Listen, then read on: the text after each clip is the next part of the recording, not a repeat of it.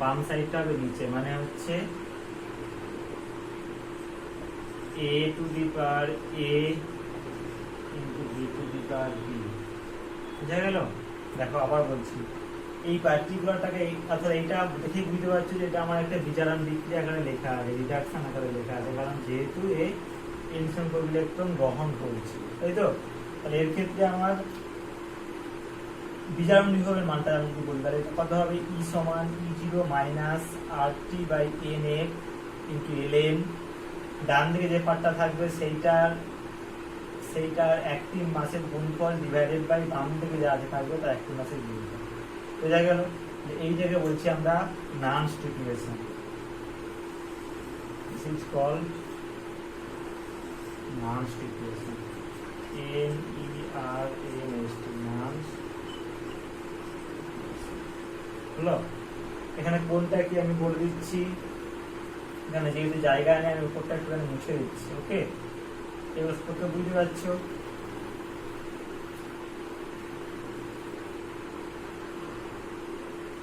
এবার কোনটা কি? প্রথমে ই হচ্ছে electrode potential at temperature T, মানে আমি এটা যে টেম্পারেচারে সেলটাকে নিয়েছি সেই টেম্পারেচারে ইলেকট্রোড পোটেনশিয়াল। E0 হচ্ছে স্ট্যান্ডার্ড ইলেকট্রোড পোটেনশিয়াল, এটা কি আমরা পরে আসি। E0টা হচ্ছে স্ট্যান্ডার্ড ইলেকট্রন পোটেনশিয়াল বা বলা হয় প্রমাণ বিজারণ বিভব।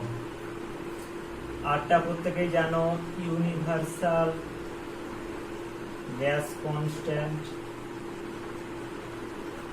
সার্বজনীন গ্যাস ধ্রুবক। ইটা এখানে টেম্পারেচার।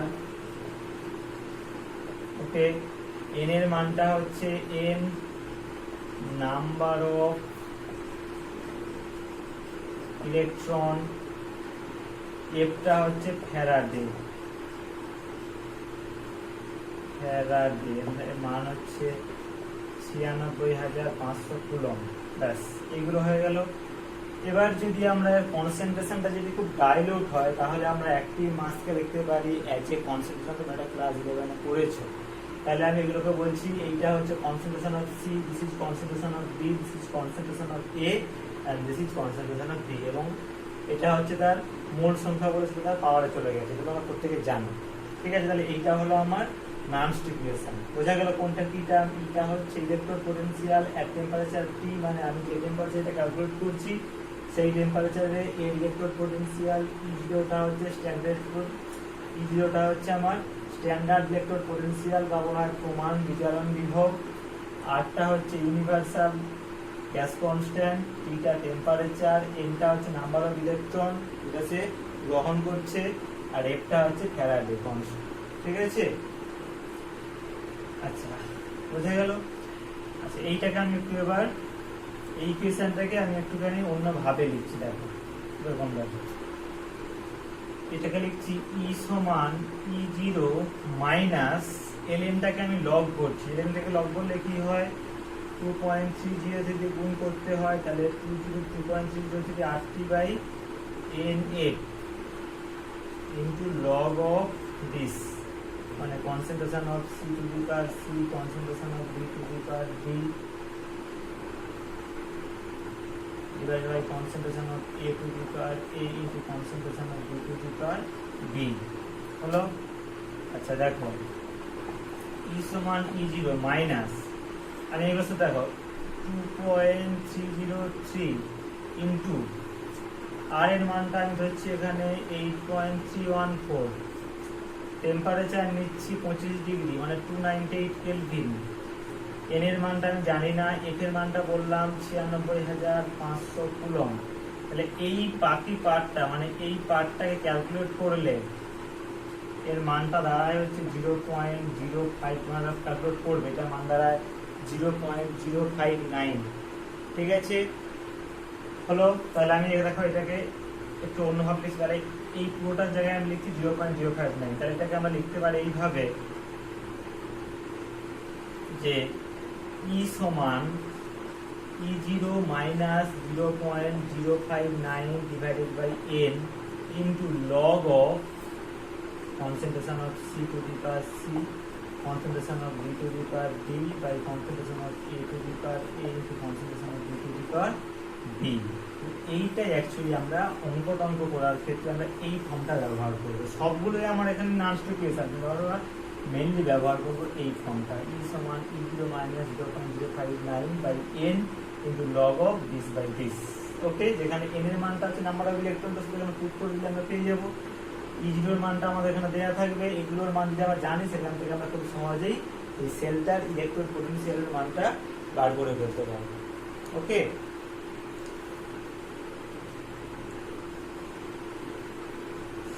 আচ্ছা, এবার আমরা কয়েকটা ইলেকট্রোড রিঅ্যাকশন দেখব এবং সেগুলোর আমরা ইলেকট্রোড পোটেনশিয়ালের মানটা বার করব।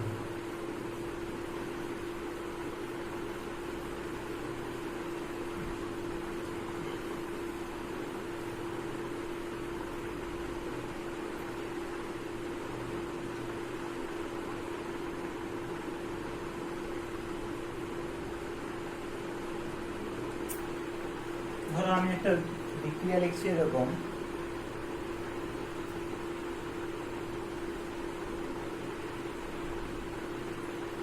আমার বিক্রিয়া ধরো এরকম m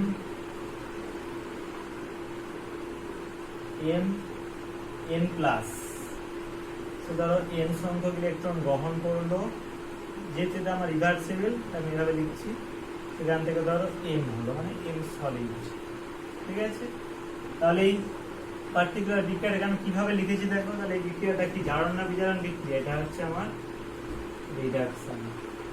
ঠিক আছে, তাহলে এটার ক্ষেত্রে আমার ইলেকট্রোড পোটেনশিয়ালের মানটা কি হবে, E সমান, অর্থাৎ E মানে কি, এখানে E মানে হচ্ছে E রিডাকশন পোটেনশিয়াল, এটা E রিডাকশন পোটেনশিয়াল সমান E0 reduction potential minus 0.059 by n into log of কি হবে, ডান side divided by m divided by বাম সাইড n প্লাস। হলো, এবার যেহেতু কোনো একটা পিওর সলিডের অ্যাক্টিভ মাস কত হয় 1, এটাকে আমরা ধরতে পারি 1, তো সেখান থেকে করতে পারি E রিডাকশন পোটেনশিয়াল সমান E0 reduction potential minus 0.059 by n into log of 1 by n plus, sorry বোঝা গেল। এবার ধরো আমি এই বিক্রিয়াটাকে জারণ আকারে লিখছি, তাহলে কি হবে, ধরো m সলিড, সেখান থেকে হচ্ছে mn প্লাস প্লাস ne, তাহলে এটা কি বিক্রিয়া হলো, এটা হলো আমার অক্সিডেশন। তাহলে এক্ষেত্রে রিডাকশন, তাহলে এক্ষেত্রে বিজারণ নিয়ম, সরি এক্ষেত্রে আমার কি হবে না, অক্সিডেশন পোটেনশিয়াল E অক্স, এটা সমান হবে E0, এগুলো কি, এগুলো সব একটা নান স্ট্রিকুয়েশন, তাহলে লিখতে পারি E অক্স সমান E0 ox minus 0.059 by n। শুধু একেবারে সিম্পল, যা বিক্রিয়া থাকবে সেভাবে লিখবো, E সমান E0, অর্থাৎ অক্সিডেশন আকারে থাকলে লেখা তাকে আমরা লিখবো এভাবে E অক্স সমান এটা, আর রিডাকশনাল ক্ষেত্রে লিখবো আমরা E রেড সমান E0 এর উপর। ঠিক আছে, এবার ধরো E অক্স সমান E0x মাইনাস 0.059 বাই n, এই অবধি ঠিক আছে। তারপরে লিখবো যেমন হয় লগ ইনটু, লগটা হবে আমার ডান সাইড পার্টটা, আর আমার এখানে হটটা হবে অ্যারো চিহ্ন বাম সাইড পার্টটা। তাহলে এখানে কি হবে, তাহলে concentration of n plus divided by concentration of m। এবার আবার বলছি এটাকে যদি আমি 1 ধরি নিয়ার ইকুয়ালস টু, মানে তো যেহেতু আমার পিওর সলিড তাহলে তার ক্ষেত্রে অ্যাক্টিভ মাসটা 1 হয়, তাহলে আমি এটাকে বাদ দিচ্ছি, তাহলে অ্যাকচুয়ালি হয় হচ্ছে আমার এই জিনিসটা, মানে E অক্স সমান E0 ox minus 0.059 into log of concentration of this. এবার দেখো এইটার সঙ্গে এইটা কম্পেয়ার করো, কি হয় বলো তো, কম্পেয়ার করলে শুধু এইটাই হয় যে দেখো E অক্স সমান মাইনাস E রেড, দেখো দেখি, অর্থাৎ এটাকে যদি আমি এখানে মাইনাসটাকে যদি, হ্যাঁ কিভাবে হচ্ছে এটা করতে পারছি, বুঝতে পারছো, দেখো আমি এইখানে, অর্থাৎ আমি এইখানটাতে আমি এইটা এখানে পুট করছি, ই রেডটা পুট করছি, কি বললাম বোঝা গেল? দেখো এইটাকে কি লিখবো, minus E red minus E zero red minus 0.059 by n into log of n plus। এবার দেখো আমি সব জায়গায় কি করে দিচ্ছি, দেখো আমি এখানে যেটা করবো সেটা হচ্ছে প্রত্যেকটার সঙ্গে আমি মাইনাস যোগ করছি, তাহলে মাইনাসে মাইনাসে কত হয়, প্লাস। তাহলে সেটা কত হবে, আমি সেটা একটুখানি কোথায় লিখবো, এখানটা ছোট করে লিখছি। তাহলে এটা হবে, দেখো প্লাস করে দিলে ই রেড সমান ই জিরো রেড, তারপরে এটা প্লাস হয়ে যাবে 0.059 by n log of n n plus, হলো।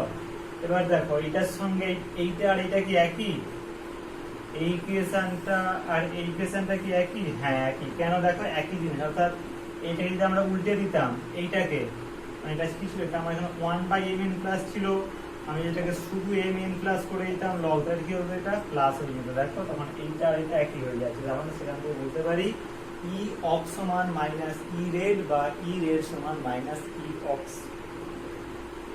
বুঝতে পারলে? তাহলে আমি এখানে কয়েকটা সেল দেখবো, মানে কয়েকটা আমরা এখানে মেনলি ইলেকট্রোড দেখবো এবং তার ইলেকট্রোড রিঅ্যাকশনটা কি লিখতে হয় সেটা আমরা দেখবো। এটা আমি এখানে ইন জেনারেল বললাম একটা।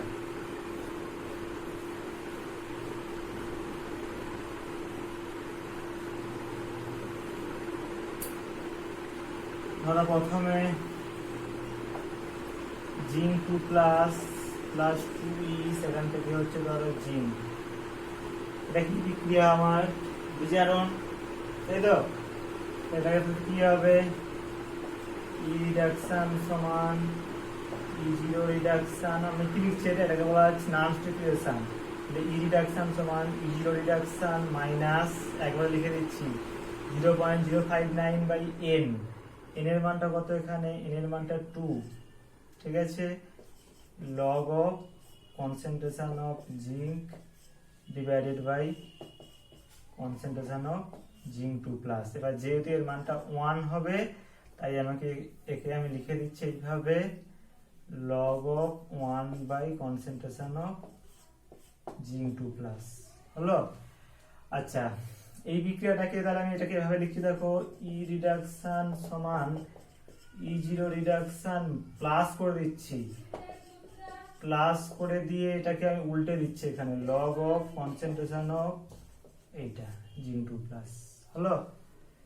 আচ্ছা এইটাকে যদি আমি জারণ আকারে লিখতাম তাহলে কি হতো, তাহলে এরকম হতো জিঙ্ক সলিড, সে হচ্ছে ধরো জিঙ্ক 2 প্লাস হলো এবং সে দুটো ইলেকট্রন বর্জন করলো, তাহলে সেক্ষেত্রে কি হতো, সিই অক্স সমান ই জিরো অক্স মাইনাস কি হবে তাহলে 0.059 বাই এন এর মানটা কত এখানে 2, তারপরে এন এর মানটা 2 into log of concentration of this zinc 2 plus divided by concentration of this zinc.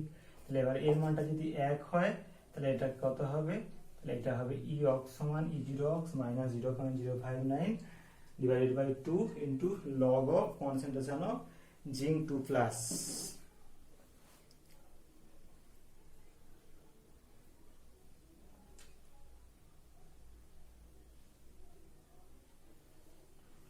হলো।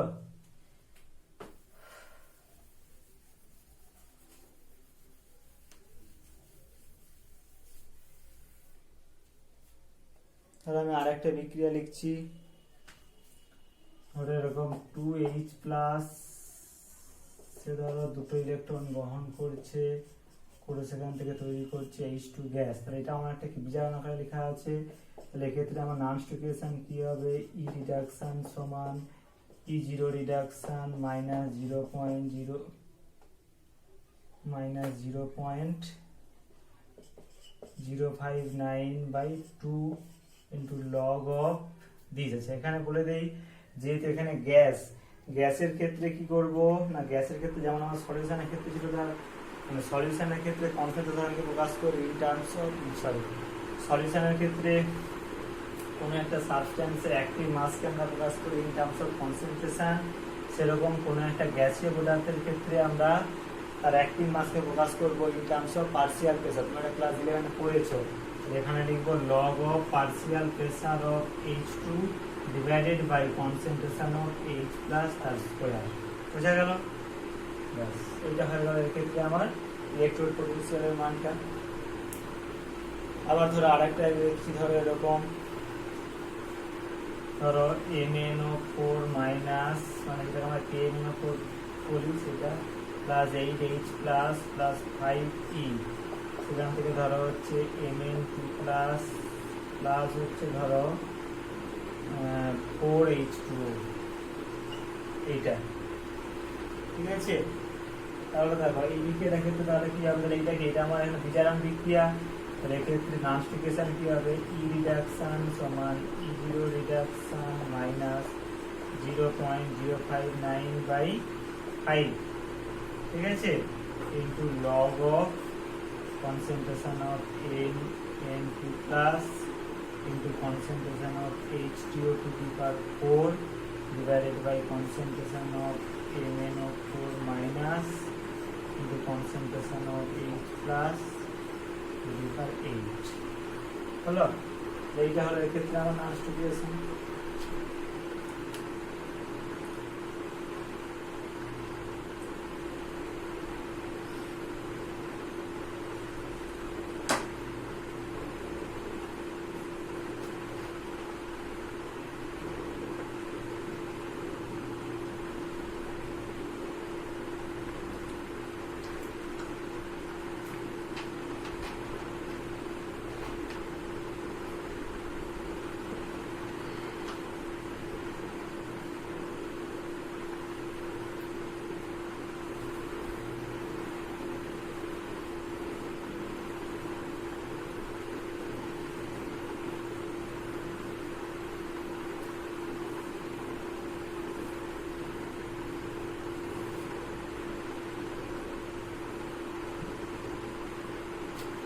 এরপরে আসি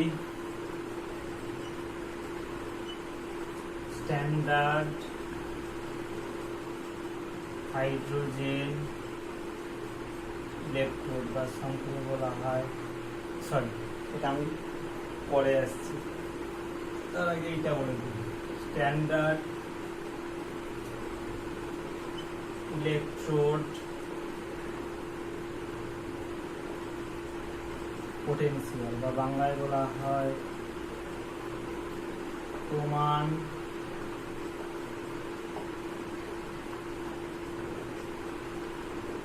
তড়িৎদ্বার বিভব, একে আমরা প্রকাশ করি E0 দ্বারা।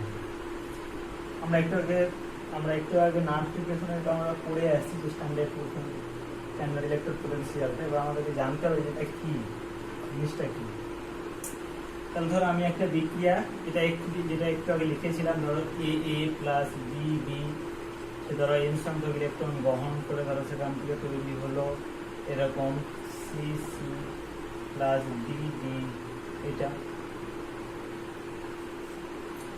এক্ষেত্রে ট্রান্সফিকেশন কি হবে, E সমান E0 মাইনাস RT, মানে আমি এটা যদি এভাবে লিখি, মানগুলো পুট করে তাহলে 0.059/n into log of concentration of C to the power C by D to the power D by A to the power A into D to the power B, তাই তো? এইটা হয়।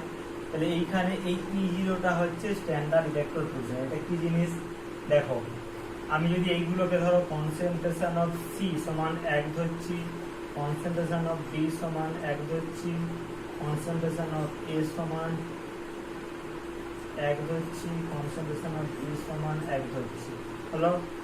আচ্ছা, তাহলে এটা কি হবে, এই পার্টটা তাহলে কত হবে, এই পার্টটা তাহলে 1 হয়ে যাবে। আচ্ছা, log 1 এর মান কত হয়, 0। তাহলে যদি log 1 এর মান যদি 0 হয় তাহলে কি হবে, E সমান E0 মাইনাস 0, মানে তখন E সমান E0।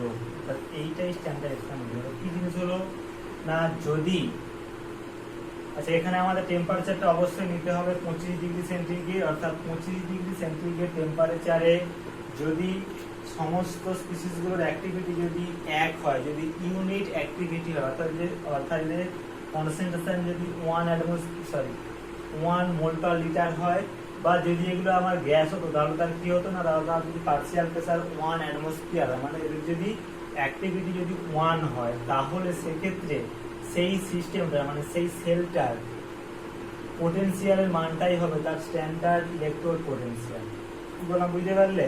অর্থাৎ এইগুলো সব যদি 1 হতো তাহলে কি হতো, এই পার্টটা 0 হতো, তখন আবার E সমান E0, অর্থাৎ 25 ডিগ্রি সেন্টিগ্রেডে যদি এই সমস্ত স্পিসিসগুলো অ্যাক্টিভিটি যদি 1 হতো, তাহলে সেক্ষেত্রে সেই সেলটার পোটেনশিয়ালের মানটাই হতো তার স্ট্যান্ডার্ড ইলেকট্রোড পোটেনশিয়াল বা প্রমাণ বিজারণ বিভব।